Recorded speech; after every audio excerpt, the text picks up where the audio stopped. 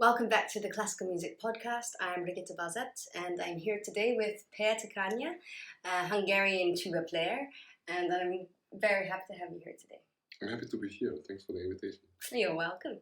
And today we're going to be talking about communication. Now this is a very broad topic that one could talk about, but I hope that we'll find something interesting to discuss. Yeah, well, I wanted to talk a little bit first of all about communication in orchestra, just to start off the topic a bit, because I think, I guess this is one of the biggest industries, for classical musicians. Yeah. You know? And I think this is a place where communication can get very easily messy, I would say.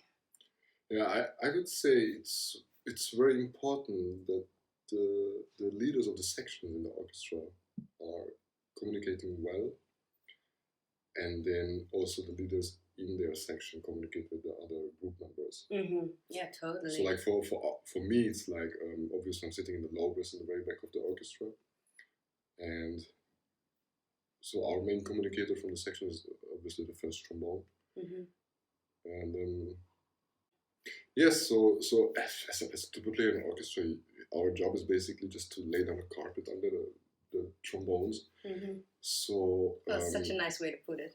Yeah. It's like I would say it's like just an example. If there's the first chorale of the Alpine Symphony, our only job is to just put down a couch so the trombone can sit on a comfortable. Yeah. So it's just like producing a full sound. It's so nice.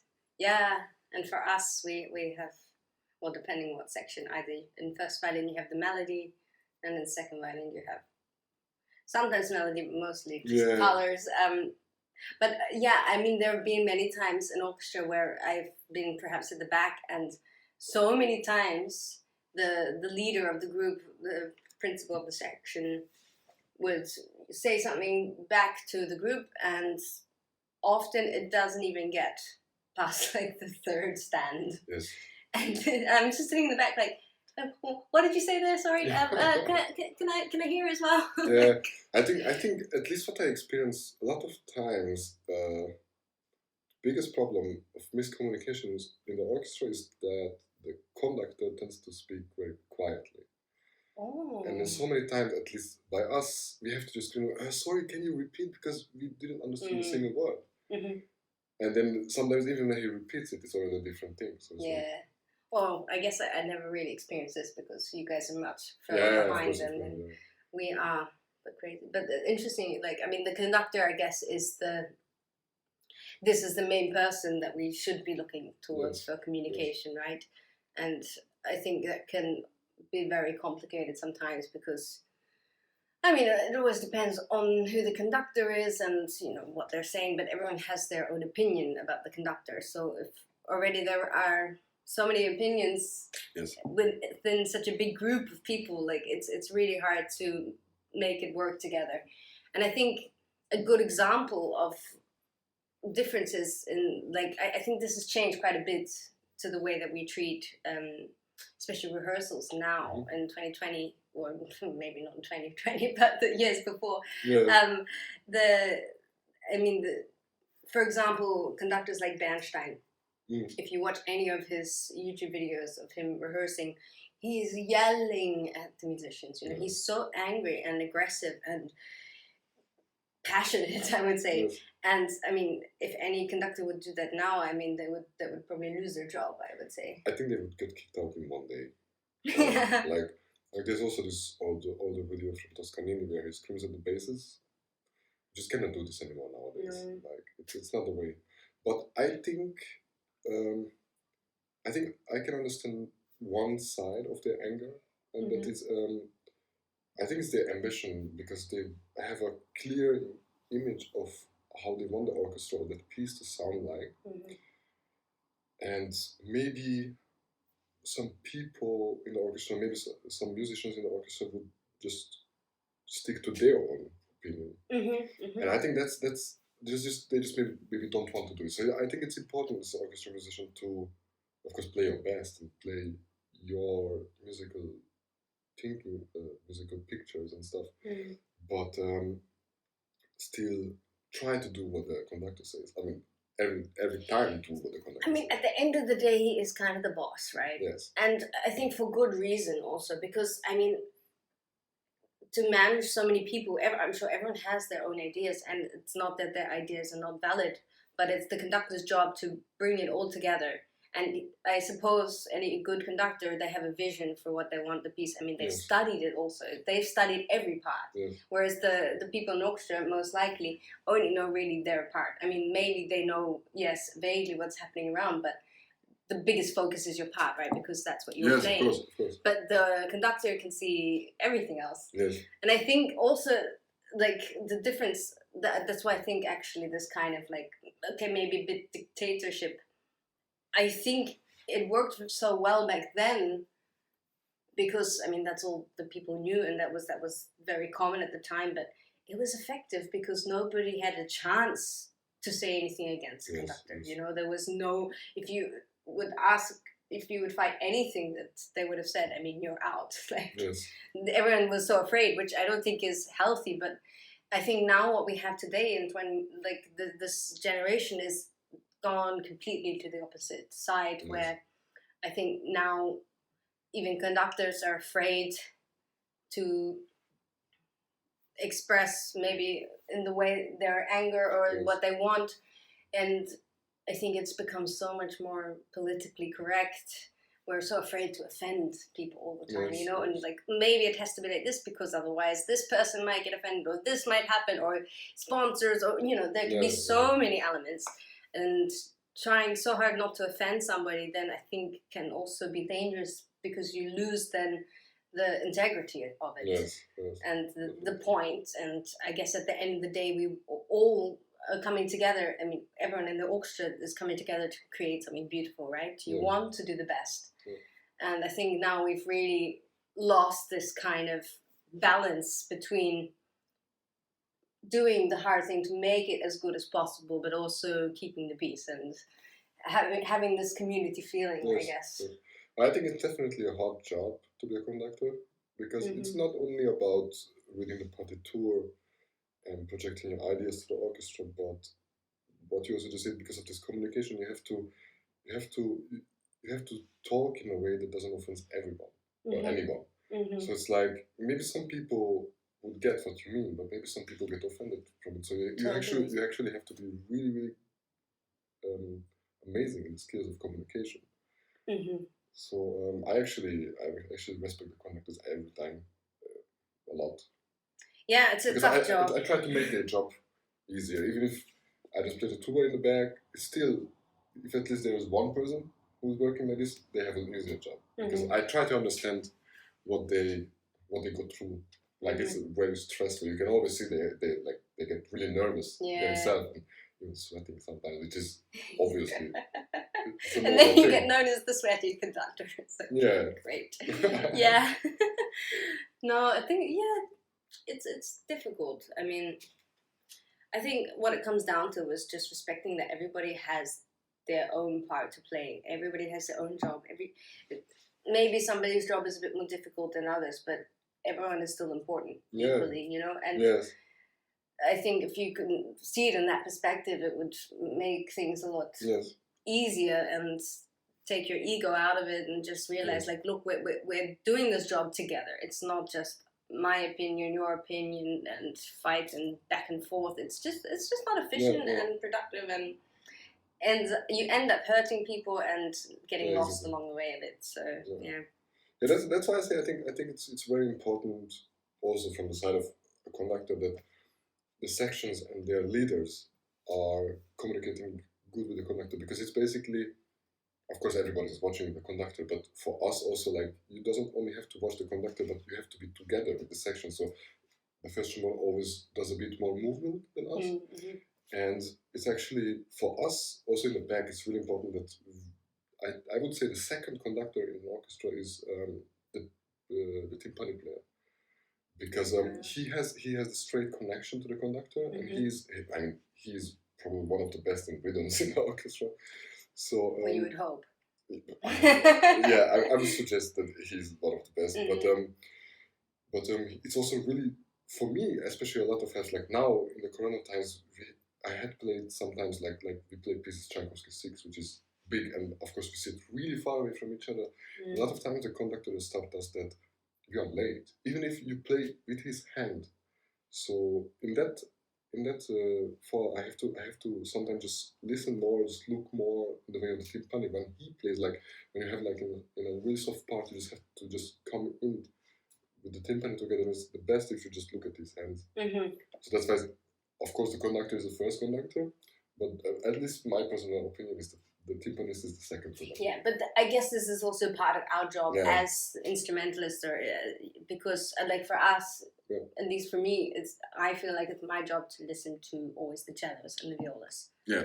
And of course, like, I mean, we hear the brass and it depends on what we're playing, but most of the time, because the cellos are closer and they're the bass, at least that's how I've been taught to work in orchestra. And that for me has always been like my job. You watch conductor, but you still listen to what is going to help you be most in time, or something to gauge, so that it's not just one thing. Because also, I mean, trying to follow a conductor's can be difficult, because every conductor is different. You know, is it on the downbeat, or is it a little bit off, or like, you know, there are many interpretations. Yes. And it's not ever really discussed. That's the other thing. You just kind of, the conductor is there, and you have to kind of guess. You know. Yes. That's why it's rehearsing is really important, because it takes time until the orchestra understands where he actually means the one, or where is the beat. Like so many times I thought I'm on the beat, but then I was way before the beat. Yeah. Because the strings see it better. Like I don't know, but like some conductors really have the one up. Yeah. Like when they arrive up, and I'm like, okay, that's not what I used to. Do you think that's maybe down to the concertmaster, who decides when to play? Maybe I would say maybe for the strings, yes. But for us is almost impossible to hear what the concertmaster plays, or like. True. I mean, of course, the concertmaster tries to leave them, and a lot of times, for example, we have to count breaks, and then we have like some small notes, and then sometimes it stays like double basses, but the double basses on the other side, and you cannot hear them because they play soft. So it's like, what should I do? Then you watch the concertmaster. Then that's why in the rehearsals you just have to check what they actually play there, and then you can just now they start to play. I know where I am, because I've obviously. The best is if you don't count through all the bars, so you can just listen to the music. Yeah. That's the best. But sometimes it's really hard. Depends how to play. Yeah, totally. Yeah. Well, I guess, I mean, orchestra. It's there are I think orchestra is really a communication on so many different levels. Yes. And different kinds of communicating without communicating even. Exactly. Yeah. But that's the most beautiful part, is to playing together, and it's just like when you get to this point when you get to the energy of the orchestra, and you just feel this flow, everybody's moving it, and then it just starts to sound amazing. That's the best part of it. Yeah, it's wonderful. I guess another good example of communication and how important it is within the teaching role. Because, well, I mean, your teacher, they're the one that's guiding you. They teach you everything you need to know about being a musician, and whether you've had 1 or 20 different teachers, they're still always going to have an impact on you, whether it was great or not great. And I think it's really, I think the communication between teacher and student is just so unbelievably important. Yes. And I've had, like, I actually have a good example of one time when, in a previous episode, I talked about going through panic attacks and being a bit sick, and this teacher that I was with at the time, Stephen Larson, he was amazing. And I remember I came in the beginning of the year, and we were planning to prepare for me to come and audition here, so it was quite a lot of pressure that year, and I was very, very sick, and I just came to him in the beginning of the year, and I said, look, I'm sick, basically. I'm not at my 100%. I don't know what's happening. It's not like a one-time thing. it's something that I'm working on, and I am feeling very fragile, and I just wanted you to know that I'm not going to be at my 100%. I don't know when it's going to happen, but this is the state that I'm in right now. And he said to me, well, do you want to then, what should I do? Should we take it a little bit easy and try maybe focus on something else, or do you want to continue on this path that we've been working on?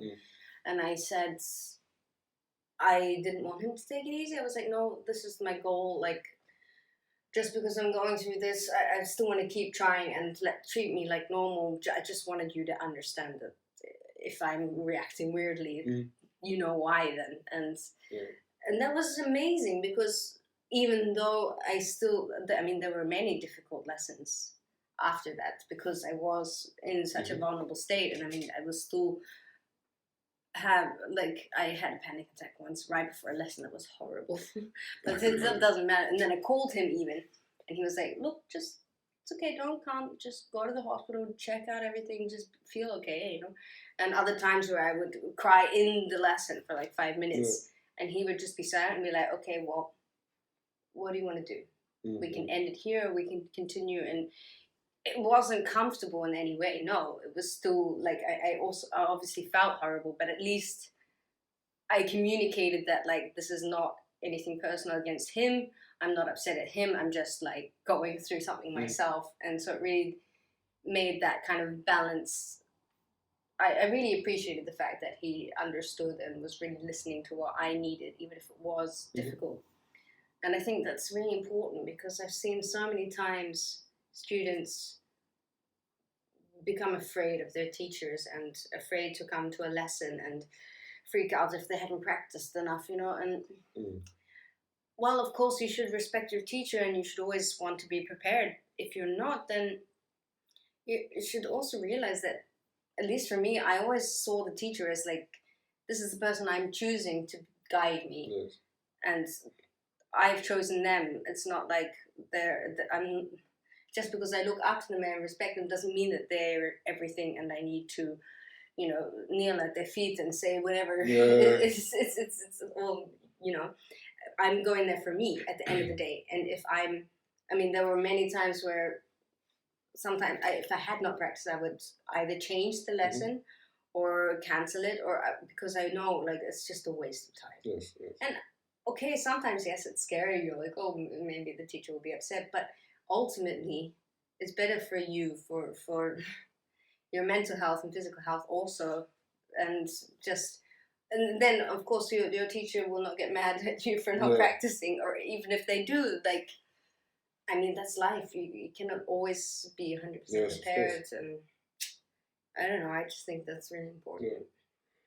Yeah, my experience is about this, that my teacher right now is basically, I would say, the exact opposite of what I had before. My former teacher back then in Hungary in the music school, he was a great teacher, but I have to say he wasn't a tuba player. Of course, he knew about all the brass instruments, but after years I realized that I can feel that he wasn't a tuba player himself.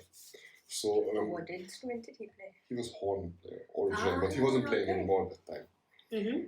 But he's a really intelligent guy. He's a really hard worker guy, and he has a lot of knowledge. But I have to say that with him, back then it was good, because he was always telling us what to do, how it's good. But for me, after the problems I got from it was that when I came to Germany and I was studying in Karlsruhe, and then I just realized, like, I have actually basically no idea myself what I want to sound like, what I want to play like. So for me, it was some difficult years to overcome this, and now I actually still like fighting with that sometimes I have too many information in my head about how to produce a sound instead of what to play and how to sound, and so and that's now the teacher I have now. I would say he's not. I wouldn't call him a teacher. I would call him a mentor, because I have the feeling it's the difference between them, that before my old teacher was saying where the pad goes, but now I'm working on my own pad, and he's only telling me recommendations. Maybe he's just left, guiding maybe you rather than right. But he's still keeping us in a way that we have to find the answers on our own way. And I think that's the best part. That's the best thing that a teacher can do. Totally, I so absolutely he gives agree. the freedom, and even if like what I didn't experience before the class year, like before I was always in classes where I had the feeling like even if everybody has their own sound, they all sound a bit same. But here, it's like, I came here the first time, I was like, wow, it sounds so different because the teacher wants to bring out the best from you, and he doesn't want to produce his sounds and his taste on you, so you have to find your own things. That's amazing. I think that's so important, and it's also beautiful. Definitely. I mean, if only every teacher would be like that. And that's what you also say, that sometimes you just don't feel 100% with stuff, and that's also part of the communication. If you tell this to the teacher, and I would say, a good teacher, like my teacher, he always says, like, if you don't feel good, then just don't play, because it's more about having a good experience, that playing is fun and you have fun in the lesson instead of it's stressful, because then you get anxious about it. So that's why it's really important to be open with your teacher and just say, sorry, I just had, I don't know, a bad week. I just broke up with someone and I just couldn't sleep enough and I just feel shit, and then he was, if he's a good mentor and a good person, then he will understand that, and then he will accept it. Of course. Then he will help you. And this is important because, you know, it's impossible to have every week be amazing. Every day amazing, you know, it's not how it works. And we need to, I mean, why would one even want to practice if you're feeling so bad? Then you're practicing something where you're physically practicing a bad habit almost. If you're not practicing when you feel good and motivated and ready to actually discover and learn something. Because if you're just practicing because you have to practice and you're grumpy and tired and sore or whatever, like, what is the point? Also, my teacher always says, like, if you don't want to practice, then don't practice. And he told me once, like, back then he was preparing for competitions or auditions, and he just had the feeling like, oh, I don't want to practice. Then he basically just put his tuba in the middle of the room. He was just walking around like, oh, look how beautiful this instrument looks. Let's see how it sounds. And then he just made himself want to play again. And I also tried it so many times, and it actually really works. Just if you don't want to practice, just or try it. But if it just doesn't feel right for the moment, just don't do it. Yeah, totally. I mean, I have to say I took that advice a little bit too seriously when I was a bit younger. Like, I always kind of followed my feelings, like, oh, I don't feel like practicing today. But now I'm like, well, if I don't feel like it, why don't I feel like it? Is it because I'm too lazy, or is it because I really am very stressed and there's a lot more that I need to be doing in order to clear my mind? In which case you can then do that, and then maybe you feel better later. But when I was younger, I definitely was like, oh, I just don't feel like it today. It's not the right mood, you know. But I didn't really figure out that kind of like, oh, well, maybe you can change your mood or like find a solution rather than just like leave it. But you learn as you get older. Yeah, of course. I mean, what I was always afraid before is making mistakes, and one of the biggest things I learned from him is that actually mistake is your best friend, because you cannot learn from anything more but mistakes.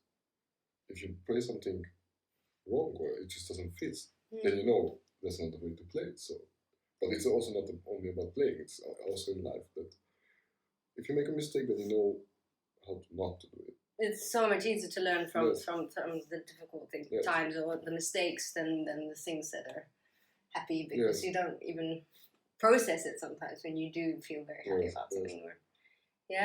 That's a very important point. Well, I think probably the most important subject on communication would be in social groups.